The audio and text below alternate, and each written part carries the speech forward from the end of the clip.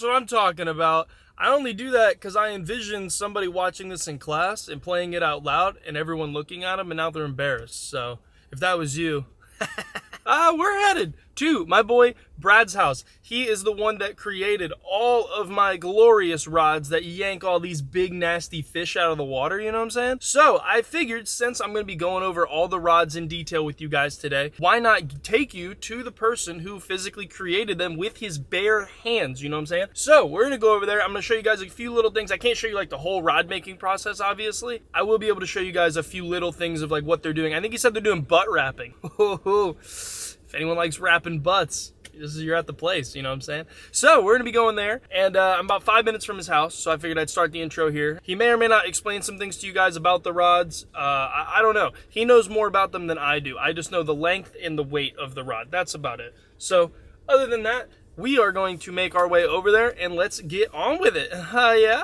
You're just stacking one thread on top of the other. So you start out with this little blue 2, and I did 2 blue, 2 green, 2 blue. And you're just stacking. It's basically all you're doing.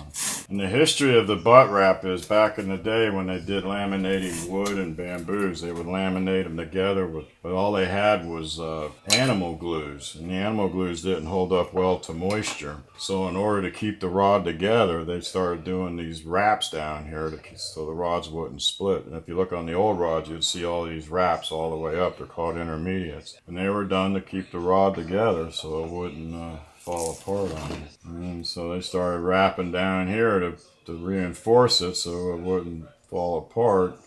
And just people got creative over the years. And now it's just strictly cosmetic. You can see we use this green, the black, and then instead of white, we use silver to go with the reel seat. And then the butt wrap, so pretty much there's little dots here every 3/4 of an inch. So every time you go around the rod, you want to land on that dot, so each thread spacing is the same. Once you get about 4 layers of what Dad was talking about, stacking on top, and then you pull this yellow thread out, and then you just follow the rest of it. So that's how it starts. And we sand it down, so we give it the nice taper on the top, leave it thicker on the bottom, same here, nice smaller taper. He didn't want anything drastic or anything, so we just kind of kept it plain. Sanded it down just a little bit for a caster. Fits a little bit easier in his hands, that's what he wanted, he said. So then we have to also remount the inside too, to be able to fit on. And then when we glue it on, it actually stretches over. Oh, so you gotta like bore out the hole pretty much. Reaming it out. So with like, it's actually so they really can go on any rod that you want, so you don't have to get like different grips. Yeah, exactly. Gotcha. And then we cut it to length. You know, like I said, if you want it 6 inches above the foregrip and 2 inches under the reel seat, we can do that. Or my buddy Wyatt, with his 9 foot, he's got 1 inch under the reel seat, 2 inches above the reel seat, and 1 inch on the bottom. Just a massive split. Yeah, you know, it's just. Alrighty, so I hope you guys enjoyed that. Not too sure what I'm gonna use for all that, but I'll probably put 90% of what I filmed in there. That just shows you guys there's unlimited amounts of colors. There's literally anything and everything that you guys want, they can do. Any little picture, if you want a snook or a bass or literally any fish, if you want it on the side of your rod, they can add it on there. They can literally do anything. It's unreal. I'll show a couple little things extra that I have, little like they do fly rods even. You'll see like how they do all the grips. They literally hand make the grips for the fly rods. It's ridiculously, the attention to detail is unreal with that kind of stuff, and especially their stuff. It's not the quality that you will get in a store. It is 10 times above that. For any of you guys who are not local in South Florida, they can ship them. Just keep in mind, if you guys do anything over 8 foot, then the shipping cost goes way up just because of the way you have to fit it in a box. And for some reason, the way the postal system works, anything over 8 foot is ridiculously expensive for whatever reason. So that is just a forewarning for you guys if you're interested in ordering a rod. But I will leave their Instagram in the description of this video, and I'll also pop it up on screen. Go over there, give them a follow. You guys can scroll through the Instagram. There's unreal amount of just different clips and pictures of every single rod. You guys will see my rods that I have on there as well, and you feel free to message them over there and get pricing, get everything. They go from cheap to or don't want to say cheap, but fairly priced rods to there is some, if you get crazy with it, it's expensive, but it's worth the money at the end of the day, because fishing boils down to your tackle. If you have the proper line, rods, reels, all that stuff, you will land your fish 99% of the time. So If it is something you guys are interested in, please go over there, tell them I sent you, and hopefully you guys can have some custom rods like me, look cool like me, you know what I'm saying? That's all you gotta do. If you look cool, then you'll catch fish. That's all that matters. So we're gonna run back home. I'm gonna show you guys all my rods, and we will get into the actual bread and butter of this video. So I will see you guys back at the house. Alrighty, we made it home. This is my this is one form of fish food. This is for the groupers, the 2 shrimp. So he's gonna enjoy those. And we got these, but I did want to give you guys a quick little update on all the fish we bought the other day. So check this out. Oh yeah, everybody's happy. Look at that. Foxface is doing good. The where's the cold tang at? He's hiding somewhere. He likes to hide back in behind the coral, that little clump. Oh, there he is right there. Right there. He's not a big fan of me yet, but he likes to come out when I peek around the corner. He doesn't like me for some reason, but everyone else is doing good. Everyone's happy. And then I'll go show you guys the little nano tank as well. The only issue we had was the little tiny purple wrasse guy. Still never figured out what the thing was called, but he passed away. But good news is, look at these guys. The clownfish are doing good. These are naked clownfish, if anyone's curious on what they are. But they're doing great. I got to clean the back wall of the tank, as you can see. I cleaned the front side. It's that back side's a pain because it's like, it's back there. I don't know how to explain it, but they're doing really, really good. He just ate something. I don't know what it was, but... So I just wanted to feed them for you guys really quick just to show you guys that everyone's doing good. But I do want to get more, well, I do want to get shiners, potentially crawfish. I found out crawfish are allowed in Florida. For some reason, I thought they didn't live here. I don't know. I've never seen them personally, so I just assumed they didn't live here. So I want to get more minnows, more crawfish, more shiners, potentially bluegill, and maybe even more bass for the pond that's in my backyard. If you guys did see the minnow video where I stocked about 500-ish. So if you guys do want to see me get more of stuff like that, I know this is completely different than what this video is about. This video is about the rods. Before I jumped into all that, I wanted to ask some questions for you guys. If you guys are interested in seeing any of those, please leave them in the comments down below because I want to know what you guys want to see. I don't want to just post out random stuff that you guys don't really care about. But I'm going to feed these fish really quick just because I haven't done that yet. This is going to be more of like a vlog style / I'm showing you all my rods and reels kind of thing. Waiting for this to thaw out and we shall feed the fishies. Here goes in the fish food. And then everyone kind of comes up and picks at it.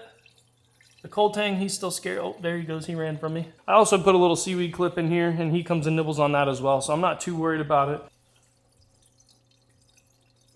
Oh, did he get it? He got it. Okay. Before we go outside, I'm going to keep you guys waiting. I do want to show you guys real quick. I have a bunch of extra rods that are just laying around not being used, but I'm really only going to go over the main like 5 or 6 that I use day in, day out. So I just wanted to show you guys a little extra of the few couple rods that I don't use, few of the rods that I don't use really often, but every now and then I'll switch a reel onto them and use them real quick. We pretty much have an entire just stack. I think there's 6 or 7 rods here. We got another one over here. It's actually missing an eyelet, so I got to get that fixed. Got a couple other ones. Got a light tipped, as you can see, the tip's real flimsy. A little 8-foot rod sitting over here. Some Baitcaster. It's a favorite Baitcaster sitting around. Had it kind of sitting around. It used to be on my lose reel. Now it's not. What else we got? A favorite spinning rod. Ducket Triad. It's been sitting here.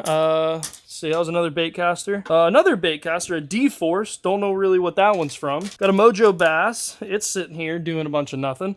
And then we have the OG Classic. If anyone's like a Florida fisherman, you know who this guy is. That's all Blair Wiggins rod right there. It's an addictive fishing rod. It's signed by him and everything from, I don't even know where I met him. I think at Dick's Sporting Goods opening or something like that. But these rods kind of just do this with them and ta-da, they just sit right here along with my spear. Or my free diving fins, my spear guns are under that bed. So if you guys want a spearfishing video, put it in the comment section down below and that can happen for you guys. So we have a few more rods that we don't really use very often. Little favorite reel on a little Crowder rod, 7 foot. It's kind of just something I go out back and play with. Another Crowder rod that's it's an 8 foot. I have a spinner with a power handle on it, but the handle fell off. Little Abu Garcia, the Black Max or whatever it is, on some type of Falcon rod. I don't know.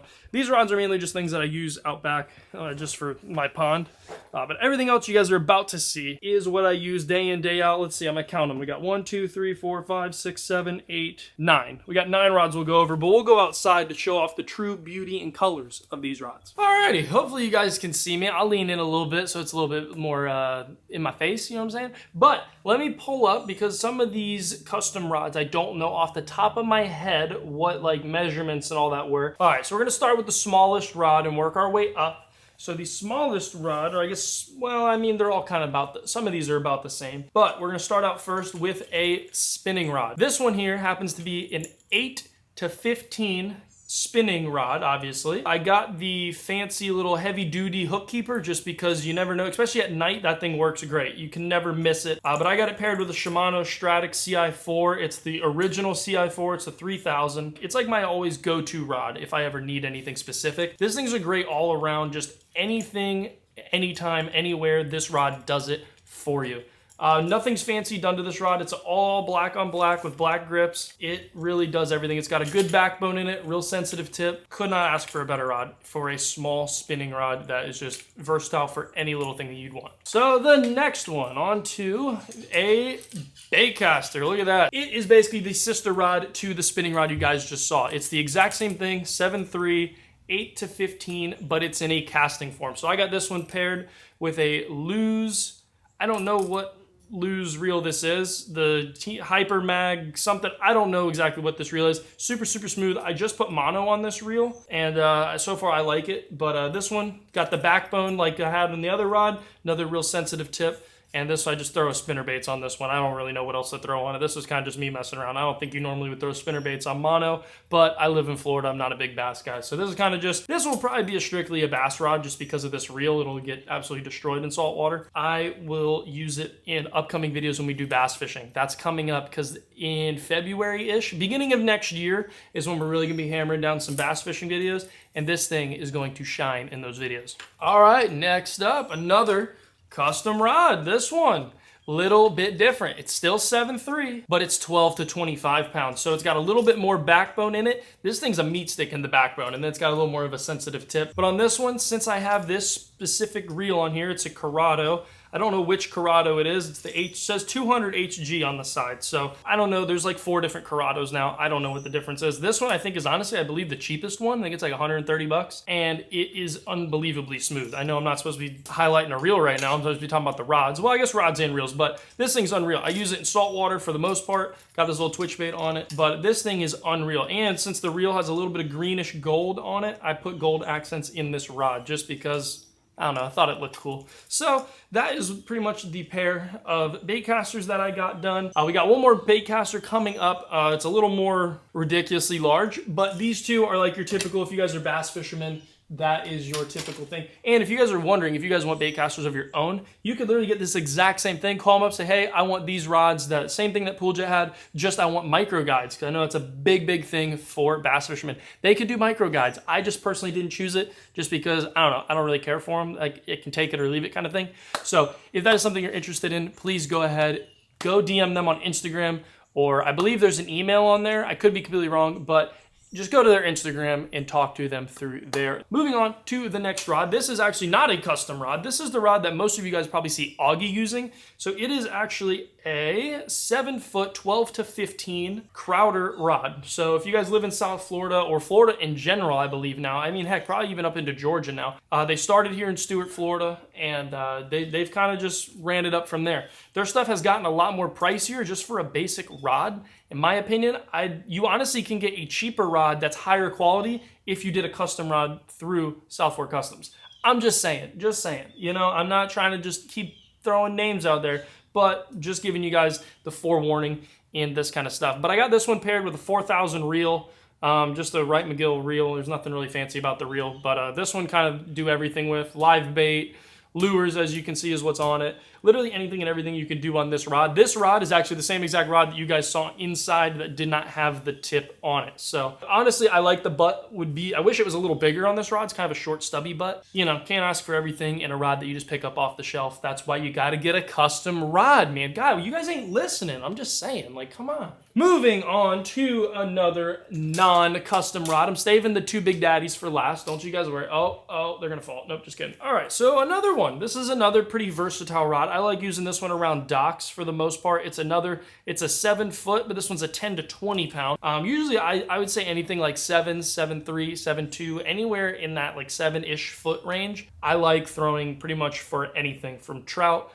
to snook around docks. So like you can make it work just about anywhere, that like size of a rod. But this rod here is actually a Shimano Terramar. I believe they look a lot different than what this one does now. This one's an old Terramar, and it's paired with Shimano Stratic FJ 3000 as well, same thing as the CI4. But this rod I actually really enjoy. I've loved this rod since day one. It has a good sized butt. It like fills out your full forearm kind of thing. I know a lot of times I'll try and like set the hook on a fish and it's like flying out of my hand. I don't know, it's really weird, but this one actually is a very good, well-built rod all around. Like I can't say anything negative about it. Either way, if you guys want something that you can just run into a store and pick up, I recommend something like this rod, this reel. Everything about really any Shimano reel, just kind of can't really go wrong there. I wish that was another sponsor of the channel.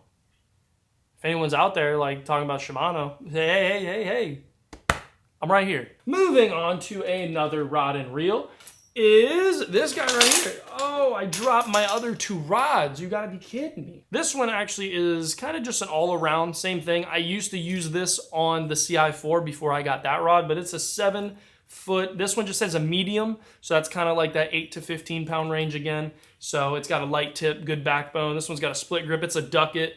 It's the Ducket Silverado. It's like the truck, you know what I'm saying? If you're trying to be big nasty in the truck. But this one's paired with a Pflueger Patriarch. Don't know what size, probably the 3000 equivalent, whatever that is.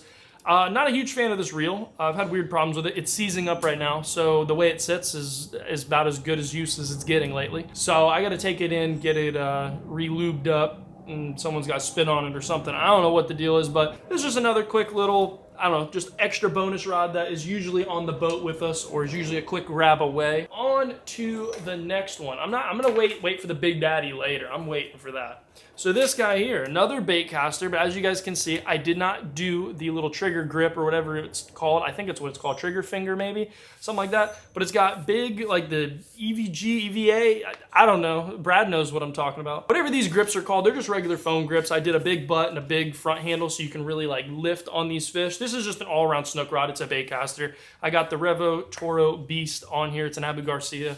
Unbelievably good reel. I can't say anything more or less about this reel. It is unreal. It's great. Actually holds up in saltwater for being a mainly freshwater reel. Really, any of these reels, if you guys just take care of them, that's all you gotta do. Take care of them, make sure they're greased up here and there. If you want, you can go take them even to get serviced where you don't have to do anything. Just take them in like every couple years. Like it's not like it's something you have to do all the time, you know? Maintenance, that's all it is. Just grease it up, rinse it if you're in saltwater a lot. All you gotta do is come home and with the hose, spray it. That's it. That's all you gotta do. And these rods and reels last forever. I don't know the actual size of this rod. It's like 8'6", 8'4". It's 8 foot something. And it's like I wanna say it's a 30 to 50 pound. I could be wrong, but anything in that little region, this rod has been ridiculous. I've had this thing fully bent over on fish before, and I have no worry in my mind that it's gonna like blow up in my face and graphite's gonna go everywhere, nothing like that. This thing feels solid. I've never heard it even crack a little bit, even setting the hook, nothing like that. Unreal. I know sometimes you'll fish with rods or something, you pull up on the fish and it's quiet, like you get that real like surreal moment where it's dead silent and you hear the little in the rod and you're like, uh-oh. Yeah, never had any of that. This is another one that's pretty plain Jane, black on black. This one actually has no hook keeper, which I regret. I don't really like doing the big hook keepers on Baitcasters that often just because for some reason when the line and the braid, it like slaps on it. I don't know, that's just my luck in the past. Maybe it's all about eye placement on the rods, I don't know, but this one's just typical. I use it for everything, live bait, swim baits. This is a little like a bottom bouncer bait, whatever the heck you want to call it. I don't know, just another little rod that I love to use all the time, and you guys probably see it a lot in my videos. But we are coming down to the final, listen to this, the final Big Daddy rod. This one is a 30 to 50 pound spinning rod. It is an 8'6" with a big old Mac Daddy butt in these grips. These grips are unreal. They look kind of funky, I'm not gonna lie, But they do another one of these. They do them in all different colors. I chose black just because black on black. And I love it. The first half of the rod is all wrapped in a carbon. I don't know if the blank is carbon or if just this part was carbon, but either way, the backbone in this thing is unreal. They can do carbon blanks if you guys are into something like that. I have this thing paired with a Shimano Saragossa. For some reason, I have a big Shimano thing going on. Shimano Saragossa, it's the 5000. I love this thing. The handle on this thing is unreal. It's unbelievably light for how big this rod is. Right now, I got an NLBN swim bait on here, and this thing is unreal. I have it kind of wrapped around the eyes with like a silverish color to match the reel, and this thing all around is probably my favorite rod I've ever had, and this thing is just a beast.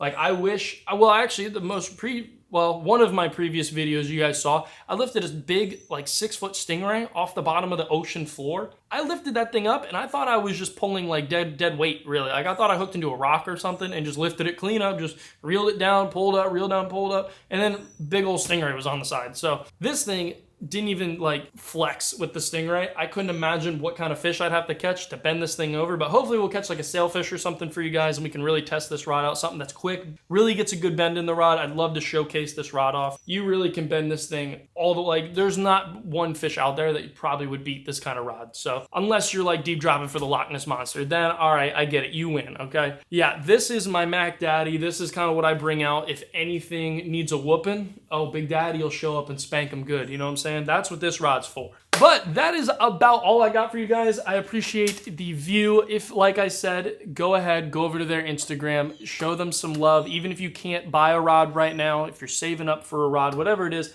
I highly recommend their rods. But go over there, go show South Fork Rods some love. Tell them I sent you if you do happen to purchase a rod. Or just go over there and comment on their most recent post saying, hell yeah, brother. I don't know, whatever you want to say. But go over there, show them some love. I highly recommend their products if you want something special done like this, or if you want something plain like I did. I'm not a big flashy guy, so I did all black on black, put a little bit of silver, a little bit of gold in some of the rods. That's really about it. That was just because I wanted a little bit of flashy touch, but at the end of the day, it's a rod. No matter what the colors are on it, it's gonna perform unbelievably well. So thank you guys for watching. I hope you guys enjoy. If you have any recommendations about rods, reels, whatever you guys have in the comment section, put it in there, okay? Just any comments, just throw them down there. That's what the thing's for. So I appreciate you all, and I will see you all in the next video.